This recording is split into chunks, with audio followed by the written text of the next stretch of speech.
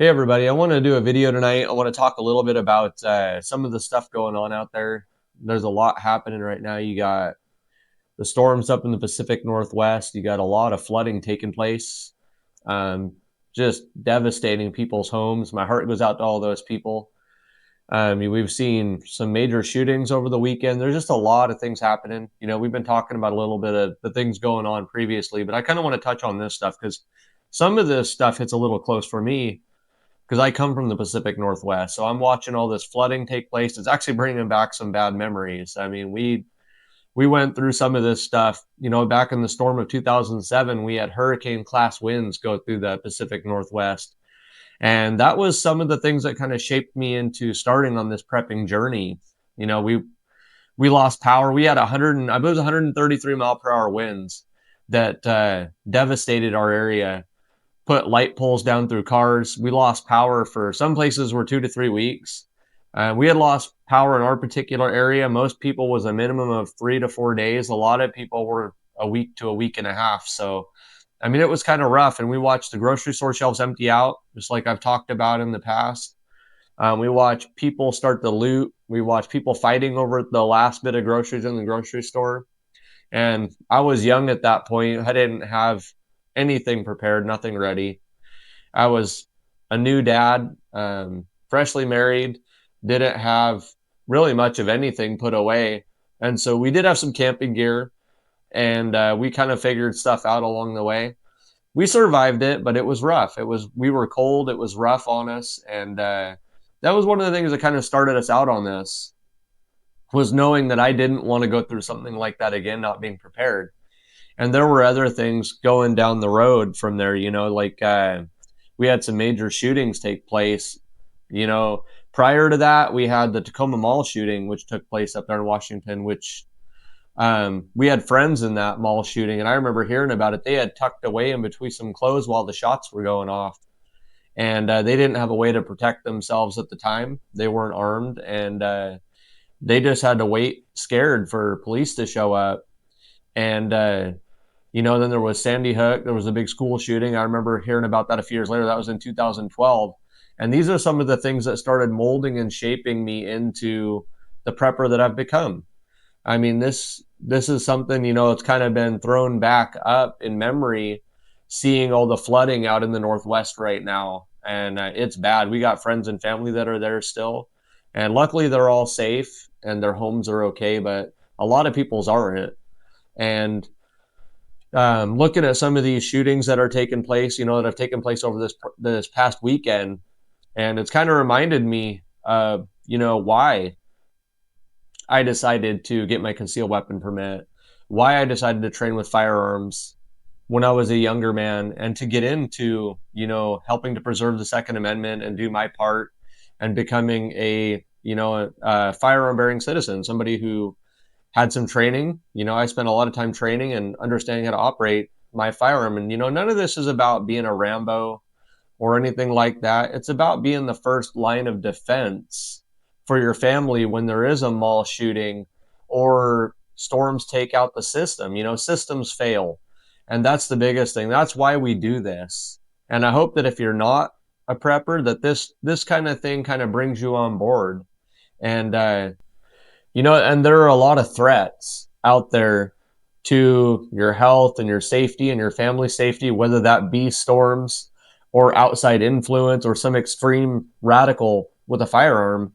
And with that being said, there's never been a better time to prepare, to put stuff away, to purchase a firearm, to practice with that firearm, spend some time shooting and understanding it. There's a lot of good training you can go out and take. There are training schools. There's ranges that offer training. There's a lot of places you can go if you want professional training. And so it's never been a better time. Put some food away, put some things away, because systems fail. That's kind of the topic tonight that I want to talk about, is failing systems. As a society, we put these systems together, whether that be our law enforcement, and I appreciate our law enforcement, but we rely on these things. And it's like we've seen with this recent shooting over the weekend in Australia, where these people relied on that system. They'd given up their Second Amendment.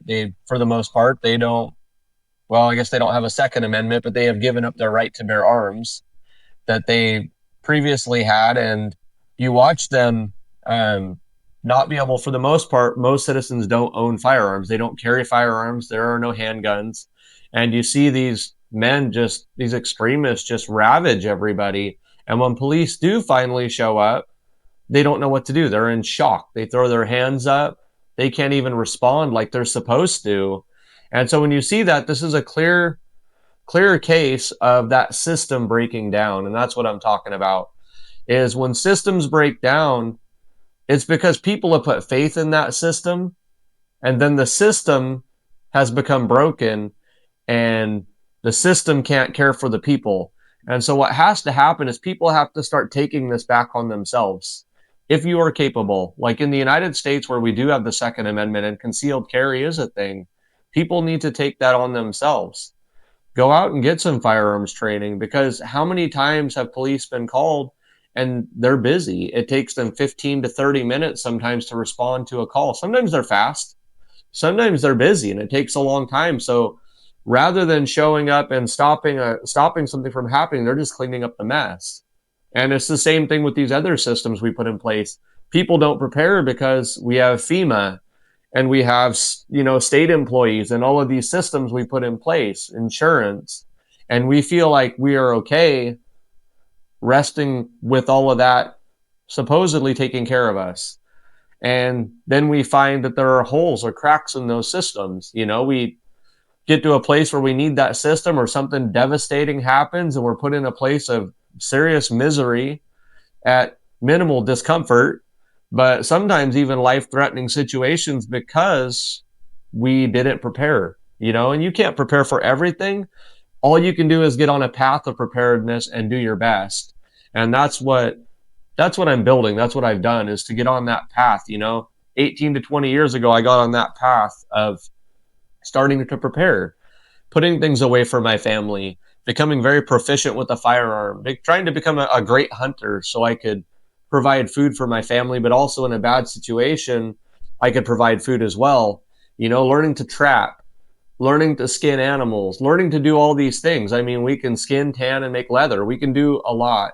I've been teaching my son some of those things.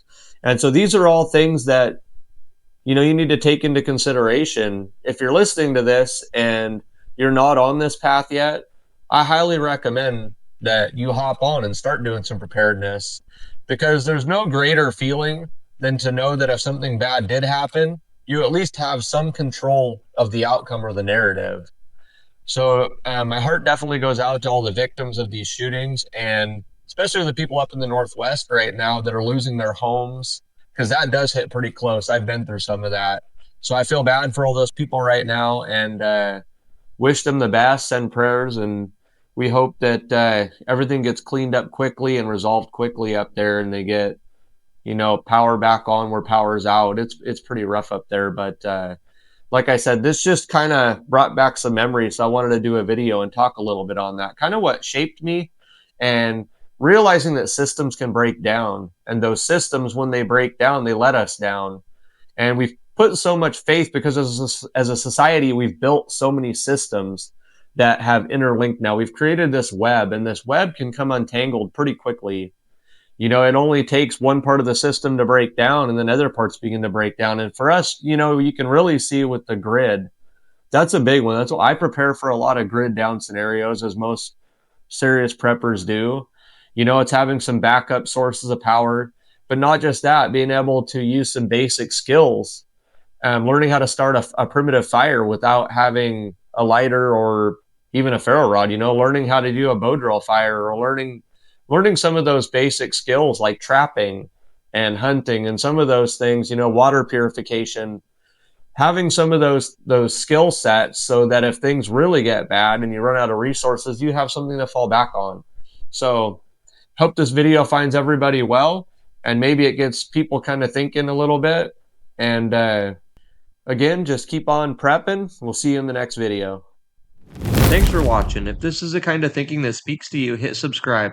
I'll be covering gear, prepping systems, homestead tactics, and off-grid survival. Don't get caught off guard. Let's get ready together.